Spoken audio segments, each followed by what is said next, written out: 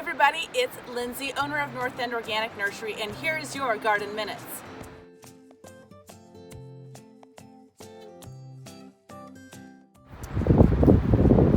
So today I kind of want to talk about what we can do during these troubling times right now.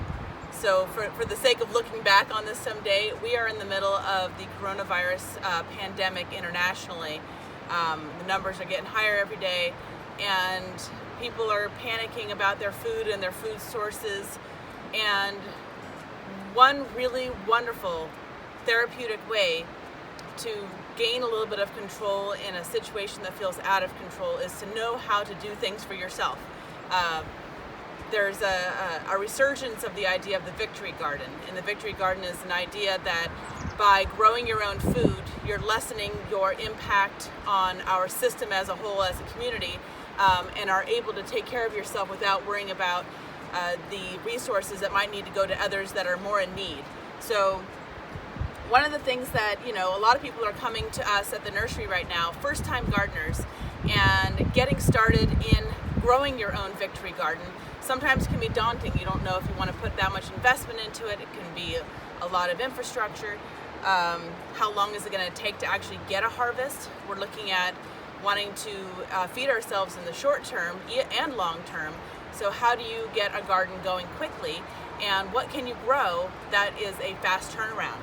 So today I'm going to be showing some different ways that we can grow quickly with little investment and have crops that will give us a return in a short window of time. We're also going to plant things that are going to be a long-term investment, but we definitely can get a lot of stuff going quickly just by doing some simple stuff. So one of the easy ways you can get gardening is with a fabric pot. Fabric pots like this one here, the Dirt Pot and Smart Pot makes what's called big bag beds, which I know we carry at the nursery as well. This is blow-in bags. I don't even know if these are manufactured anymore, but the Smart Pots are very much like this. I just happen to have one of these, so I'm going to use this as an example. But any of these fabric pots are typically made out of recycled water bottles. They're BPA free. They typically have about a lifespan of about 5 years, and they're super quick to get going on. You literally open them up, throw some dirt in or soil in there, a good nutrient-rich soil, and you plant your stuff, and it grows, and then you harvest it.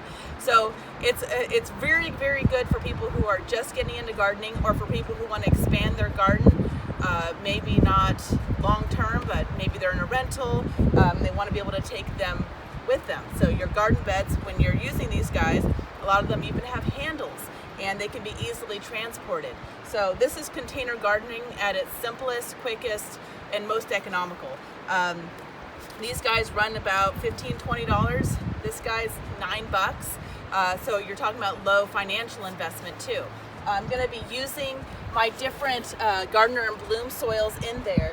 So we've got two different products here. We've got the planting mix, which I use for lots of stuff, and then I have the raised bed mix, which I also equally love.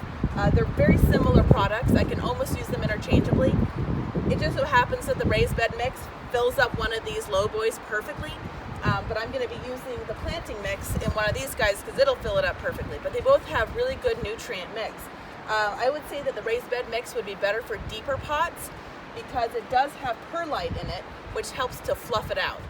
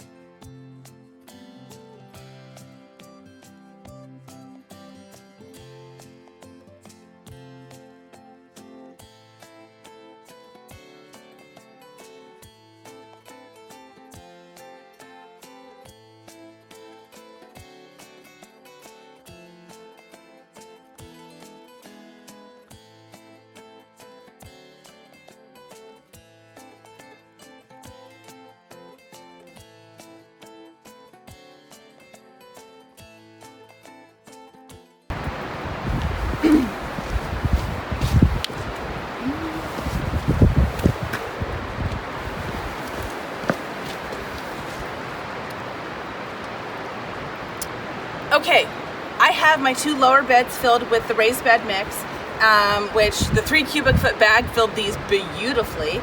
It really was a perfect setting. And then I used the planting mix for this 15-gallon dirt pot. So I've got 2 different types here for a good reason. I'm going to use this for my more shallow rooted plants like lettuce, chard, kale, things where I'm going to have lots of leafy greens above ground, but they're not going to get super tall, so they don't need an extraordinary amount of space for roots. I want to plant carrots in here, and I want my carrots to get nice and deep.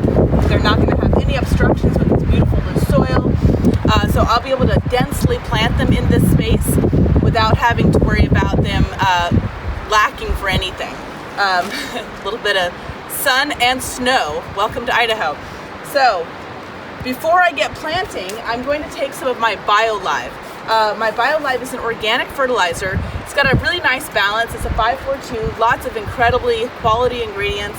Any good all-purpose organic vegetable fertilizer will do the trick in this situation. This is just one of my favorites. So I'm going to take a couple handfuls.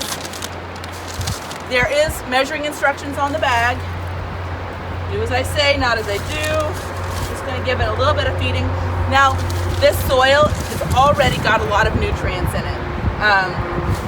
Gardener and Bloom mixes some really high quality stuff into their soils, so you don't need to worry about over fertilizing. But I am trying to grow some leafy green plants, and they're going to eat quite a bit. Leafy green means lots of nitrogen loving, so I want to make sure that I don't underfeed these guys. This is organic fertilizer, so it will slowly release naturally. Just a little bit more over here. Just gently mixing it in. Okay, so I'm going for dense plantings, and the reason for that is because I know the nutrients in the soil are going to be really, really good, and I don't want to crowd my plants, but at the same time, I've got limited space here. I want a lot of food in a small area. This is quick turnaround food.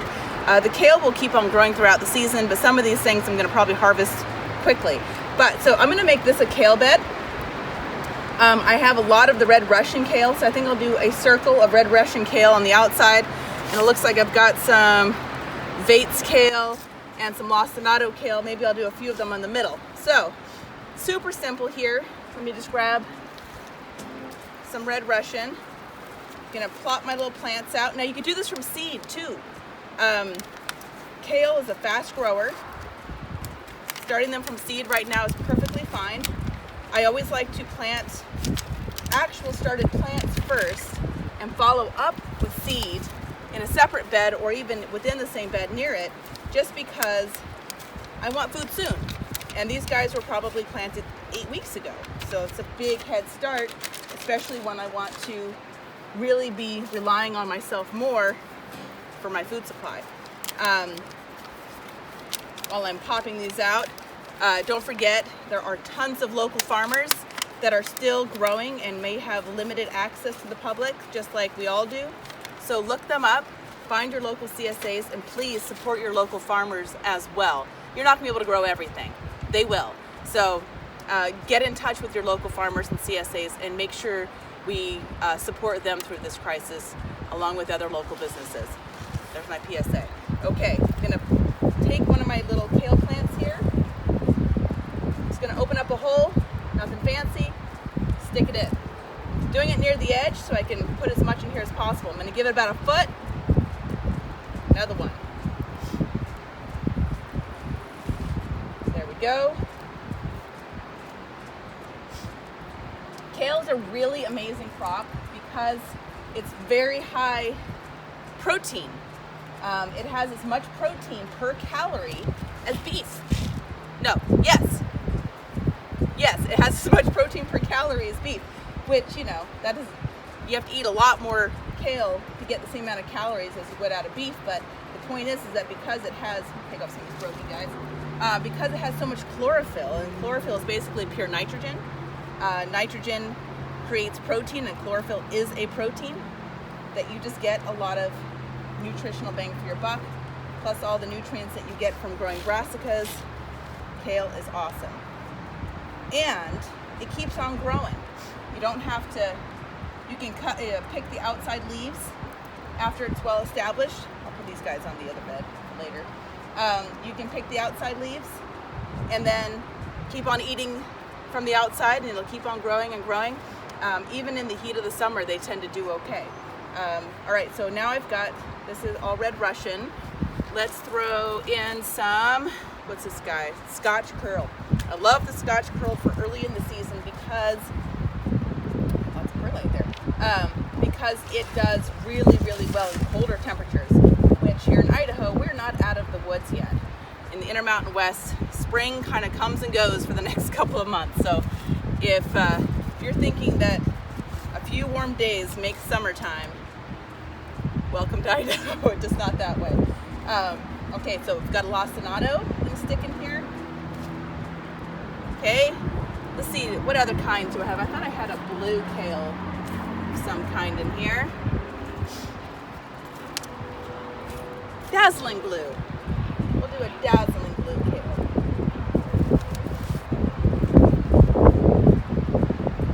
All right, there's my kale garden.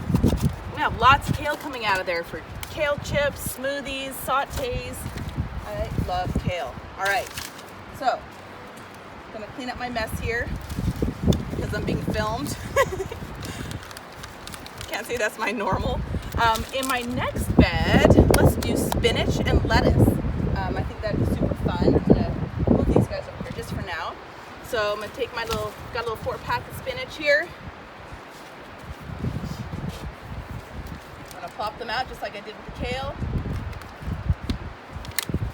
This is a Kohlrabi spinach. My favorite spinach. Kohlrabi is a good one. My favorite spinach though is Giant Winter.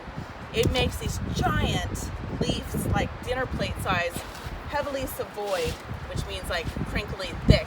I love the thick leaves. These guys grow really nice and fast though, and it's an excellent all-purpose spinach. So I'm gonna kind of do things in a more balanced way here, since I'm gonna interplant with a bunch of different types of things. I'm gonna put a spinach there, spinach here, kind of across the way, and right here. Now I'm gonna grab me some lettuce.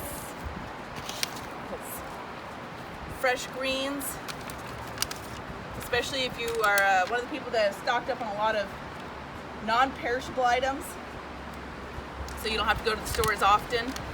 One of the things you're gonna run out of first are your fresh foods. So having lots of things that will keep your nutrient levels up and your vitamins going, giving you just that fresh food feeling, is important right now.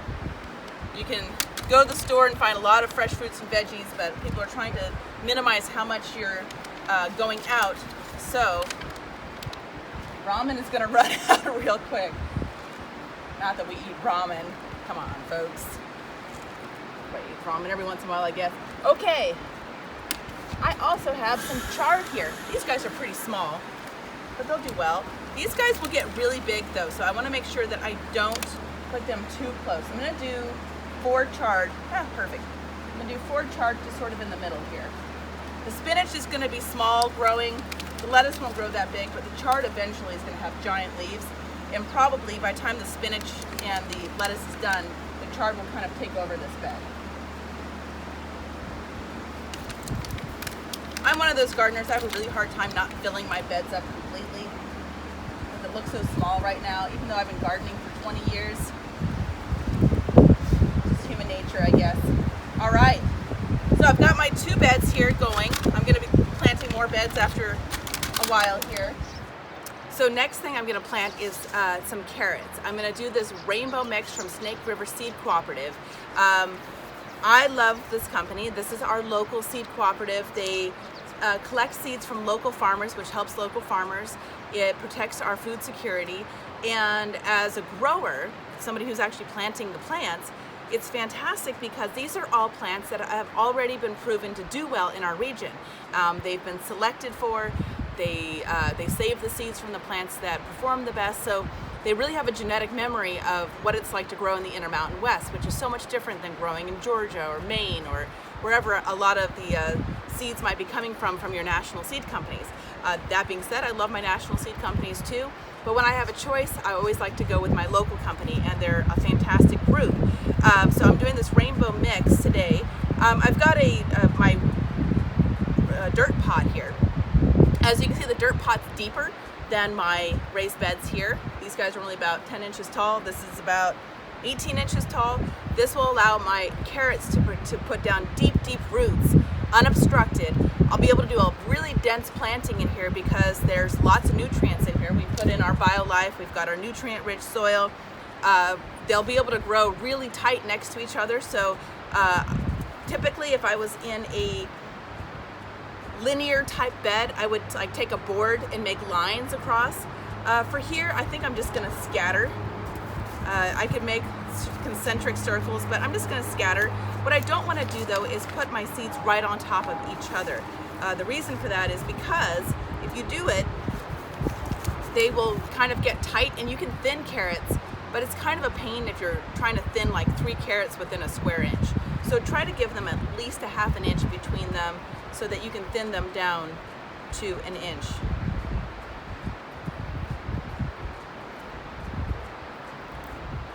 I know a lot of people where this method of planting would just drive them nuts because they like things in order.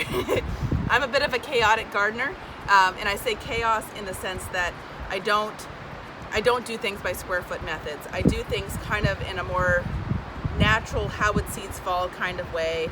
And then I come back and I thin and I do all that stuff. But I'm just gonna sort of lightly rake around and then pat down to get good soil contact, and then water in.